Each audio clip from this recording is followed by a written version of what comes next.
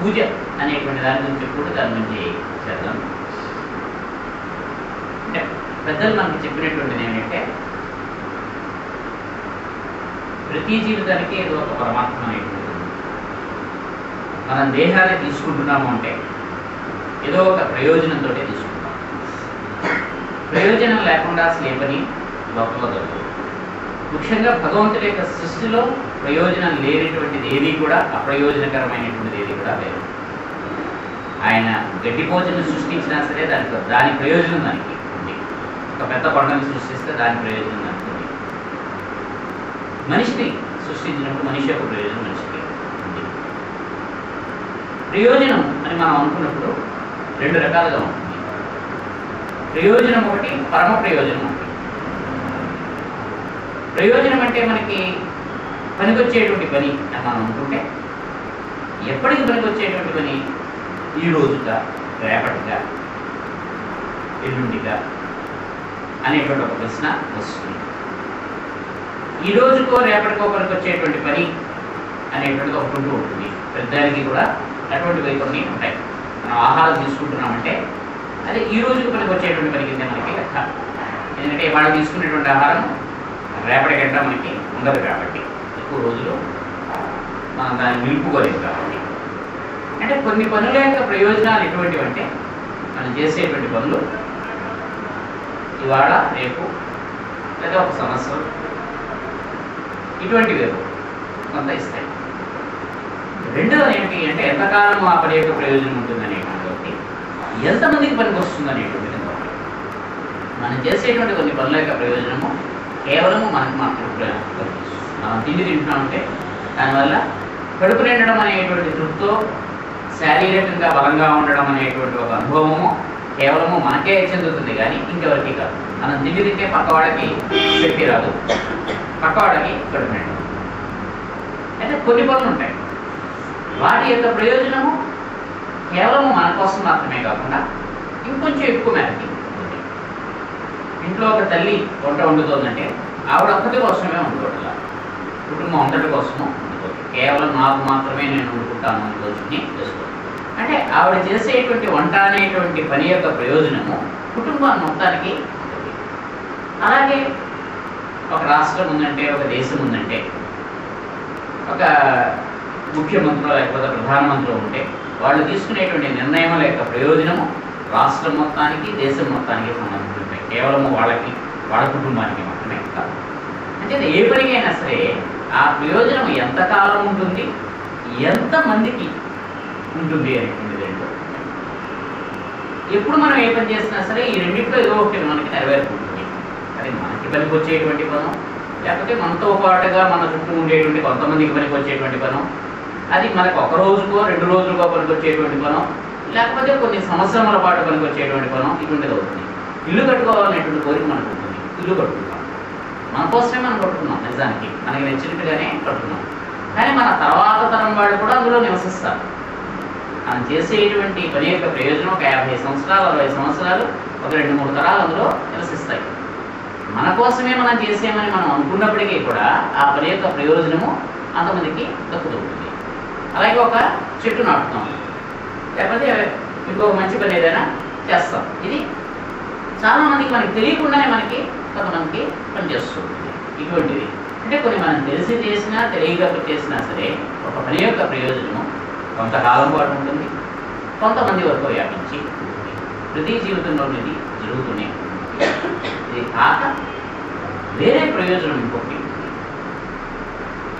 అదేమిటి అంటే, కేవలం ఈ జన్మకి మాత్రమే సంబంధించి కాకుండా మన గత జన్మల నుంచి, ఈ జన్మ నుంచి వచ్చే జన్మల వరకు కూడా ప్రయోజనకారిగా ఉండేటువంటి కొన్ని పనులు. వాటిని సాధారణంగా మనం ధర్మకార్యములు అని చెప్పి మనం అంటాం. స్వతంత్రం ఏదో కట్టించారు, లేకపోతే వాళ్ళ పేరు మీద ఒక స్కాలర్షిప్ లాంటిది ఏదో పెట్టారు. మన తాతగారు ఎవరిలో ఆ స్కాలర్షిప్ ఎస్టాబ్లిష్ చేసినా సరే ఇప్పటికీ మనల్ని గౌరవిస్తారు. మీ తాతగారేనండి మా కాలేజీలో ఏదో ఇది పెట్టించారు, చేయించారు, ఈ పని చేశారు, ఆ పని చేశారు అనేటువంటి, మీరు కూడా ఏదైనా చేయండి అంటే అది అలాగా కంటిన్యూ అవుతూనే ఉంటుంది. అంటే వాళ్ళ తర్వాత తరాలు వాళ్ళందరూ కూడా చేసే పనులు. ఇకపోతే జన్మల పాటుగా మనం చేసేటువంటి పని అయితే ఈ ప్రయోజనాలు ఎన్ని మనం ఎంత చేసుకున్నా సరే ఏం చేసుకున్నా సరే మనం చేయడం అనేటువంటి దాంతో కొంతవరకే భౌతిక లోకంలోనే ఉంటుంది. ఇది కాక కొన్ని పనుల యొక్క ప్రయోజనాలు మానసిక లోకంలో మనకి సంతోషాలు ఇస్తాయి. ఇప్పుడు మనం ఇంతవరకు చెప్పుకున్నటువంటివన్నీ కూడా భౌతికంగా మనకి ఒక ఇల్లు కట్టుకున్నా మనం ఇన్ని తిన్నా ఇవన్నీ మనకి సంబంధించింది మనకి కనిపించేది. మనకి ఇష్టం ఉండి ఒక బొమ్మ గీస్తాం, లేదా ఒక పాటో పద్యమో రాస్తాం, లేదా ఫుడ్లో లింగలో ఇటువంటి చేస్తాం. వీటి వల్ల ప్రయోజనం ఏమిటి అంటే మనకి ఏం కనిపించదు. గోడ మీద చాలా చక్కగా మనం 2 గంటలు 3 గంటలు శ్రమించి చక్కగా గుడ్డ మీద ఒక ఎంబ్రాయిడరీ ఏదో చేసి ఒక మంచి ఇదేదో పెయింటింగ్ ఏదో చేసి గోడ మీద పెడితే 2 గంటలు ఎందుకు వేస్ట్ చేశారండి దీనికోసం? బయట నుంచి ఒక 10 రూపాయలు పెట్టి కొనుక్కొని వచ్చి అంటించచ్చు కదా అని అడగచ్చు. నిజమే, మనం 3 గంటలు 4 గంటలు దానికోసం ఎందుకు శ్రమించాము? అదే ఆ కుట్లో అలుగులు ఎక్కడో నేర్చుకుని ఏ డిజైన్ బాగుంటుందో అని చెప్పి దాని గురించి ఆలోచించి స్కెచ్లు వేసుకుని ఇవి చేసి ఏవి చేసి ఇంత కష్టపడాల్సినటువంటి అవసరం ఏముంది? ఏమిటి ప్రయోజనం దానివల్ల గోడ మీద పెట్టడానికి? అంటే దానివల్ల కలిగేటువంటి ప్రయోజనం భౌతిక లోకంలో ఉంటుంది. మనస్సు మనకి ఆనందం కలుగుతుంది. చూసేటువంటి వాళ్ళు కూడా చాలా బాగుందండి వాళ్ళు అనేటువంటి ఆ మాట మనకు ఆనందం కలుగుతుంది. వాళ్ళు కూడా ఆ క్షణంలో ఇది చాలా బాగుంది, చాలా చక్కగా ఇక్కడ ఉంది. అంటే కొన్ని పనుల యొక్క ప్రయోజనాలు కేవలం మనం భౌతికంగా మనం కొలిచి చూడలేము. దీనివల్ల ఏమిటంటే ఇదే భౌతికమైనటువంటి ప్రయోజనం ఏమిటంటే మనస్సుకు సంబంధించినటువంటి ప్రయోజనం. ఇంకా ఇంకొన్ని పనులు ఉంటాయి. అంటే ఇలా సాధారణంగా మనస్సుకి పనికి ఆనందం కలిగించేటువంటి పనులన్నిటికీ లలిత కళలు మనం పేరు పెట్టుకున్నాం. సంగీతం, కూర్చుని తినే ఒక పాట పాడుకుంటుంటాం. ఎందుకు పాడుకుంటాం అంటే ఆనందం, మనకి అంతకు మించి ఏమీ లేదు. ఆ పాట బాగుంటే కొంచెం గట్టిగా పాడండి మేము వింటామంటారు, వాళ్ళు సంతోషిస్తారు. ఆ 10 నిమిషాలు, 15 నిమిషాలు వీళ్ళకి ఆనందం కలుగుతుంది, వాళ్ళకి ఆనందం కలుగుతుంది. దాన్ని మనం ఇంకో రూపంలో మనం మార్చి ఫిజికల్ రూపంలో దీని వాల్యూ ఎంత అనేటువంటి దాన్ని మనము చెప్పలేము. ఇంకొన్ని పనులు ఉంటాయి, అవి మనస్సు కంటే ఇంకొంచెం పైకి వెళ్ళి బుద్ధికి మనకి సంతోషాన్ని కలిగజేస్తాయి. మనం మన స్నేహితులు ఉంటాం, ఏదో చదువుకునే రోజులు మనం అనుకుంటే ఆ లెక్క చేయడమో లేకపోతే ఆ ప్రాక్టికల్స్లోనో ఏదో అందరికీ మనం ఇబ్బందిగానే ఉంది. మనం కూర్చుని సాధిస్తాం, ఏదో చేస్తాం, రాత్రి అంతా కష్టపడి దానికి ఆన్సర్ మనం కనుక్కుంటాం. ఇలా చేస్తే వస్తుంది. మాట్లాడిపోతున్న వాడు చెప్తాం, ఈ స్టెప్ ఇలా వేసుకుని దీన్ని ఇలా వేసుకుంటే మనకి దీనికి సులువుగా వచ్చేస్తుంది ఆన్సర్. భలే చెప్పేవరా, ఇలాగే మనం చేస్తాం, బాగుంది. ఇది కేవలం మనస్సుకే కాదు, మన బుద్ధికి కూడా ఆనందాన్ని కలిగిస్తుంది. ఎందుకంటే మనస్సుతోటి మాత్రమే కాకుండా అంతకన్నా పైకి వెళ్ళి మనం ఆలోచించినటువంటి ఇంకా మనకి పైకి వెళ్తే పెద్దలు ఏం చెప్పారంటే మనకు కనిపించేటువంటి చుట్టూ ఉండేటువంటి బాహ్య ప్రపంచము, మనకి తెలిసినటువంటి మనస్సు అనేటువంటి ప్రపంచము, మనకి కొంచెము తెలిసినటువంటి బుద్ధి అనేటువంటిది కాక ఇంకా పైన ఇంకొక 2 రకాలైనటువంటి లోకాలు ఉంటాయి అని చెప్పి చెప్తారు. బట్ కొంతమంది 3 కింద కూడా చెప్తారు. ముఖ్యంగా వాటిని ఆనందమయ కోశాలు అని చెప్పి ఉపనిషత్తుల్లో వాటిల్లో చెప్తారు. అంటే మన వరకు మనకి భౌతికంగా మనం ఆలోచిస్తే మన వరకు మనకి అందేటువంటి బుద్ధి వరకు మాత్రమే. మనము అంటే భౌతిక దేహము అన్నమయ కోసం అంటాము, ప్రాణమయ కోసం అంటాము, మనోమయ కోసం అంటాము, తర్వాత విజ్ఞానమయ కోసం అంటాము. అది కాక ఇంకా పైకి వెళ్తే ఆనందమయ కోసం అనేటువంటిది. అక్కడ ఉండేటువంటిది ఏమిటి అంటే ఆనందం తప్పికే ఉంటుంది. ఆనందం అంటే ఏమిటి మళ్ళీ ఆలోచిస్తే మనకి ఇప్పటి వరకు మనం చెప్పినటువంటి పనులన్నిటికీ ప్రయోజనం ఉంది.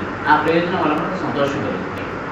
ఆకలి వేసినప్పుడు అన్నం తింటే ఆనందం కలుగుతుంది, తృప్తి కలుగుతుంది, ఆనందం కలుగుతుంది. మన వాడైనటువంటి వాడికి ఎవరికైనా వాడికి ఉద్యోగం వచ్చింది అంటే మనకి సంతోషం కలుగుతుంది. వాడికి ఉద్యోగం వస్తే దానివల్ల మనకి ఫిజికల్గా మనకి లాభం ఏమి ఉండకపోవచ్చు, కానీ మనకు తెలిసిన వాడికి ఉద్యోగం వచ్చింది, మనకు సంతోషం కలుగుతుంది, మనసుకు సంతోషం కలుగుతుంది. మన వాళ్ళు చాలా గొప్ప మేధావిగా గుర్తింపబడ్డారు భారతదేశానికి సంబంధించిన వాడు, మనకు సంతోషం కలుగుతుంది. మన భారతీయుడైనటువంటి వాడికి గుర్తింపు వచ్చింది, వాడి బుద్ధిని గుర్తించారు అని చెప్పి ఇవన్నీ కూడా ఆనందాలే. కానీ వాడు ఒక ప్రశ్న అడిగారు, ఎంతకాలం ఉంటుంది ఈ ఆనందం? ఆకలి వేసినప్పుడు అన్నం ఎప్పుడు పెడతావు అని అమ్మని విసిగించేస్తాడు పిల్లవాడు. అన్నం తినగానే సంతోషం కలుగుతుంది, అమ్మాయ్య. ఎంతసేపు ఉంటుంది ఆ సంతోషం? మళ్ళీ సాయంత్రం ఆకలి వేస్తూనే ఉంటుంది, మళ్ళీ తిండి కోసం ఉంటూనే ఉంటుంది. అలాగే మనకి మానసికంగా ఉండేటువంటి సంతోషమైనా సరే, ఆ బొమ్మ మీద వేసాం, చాలా సంతోషం కలిగింది, అందరూ మీరు చేసుకున్నారు, అయిపోయింది మనకి.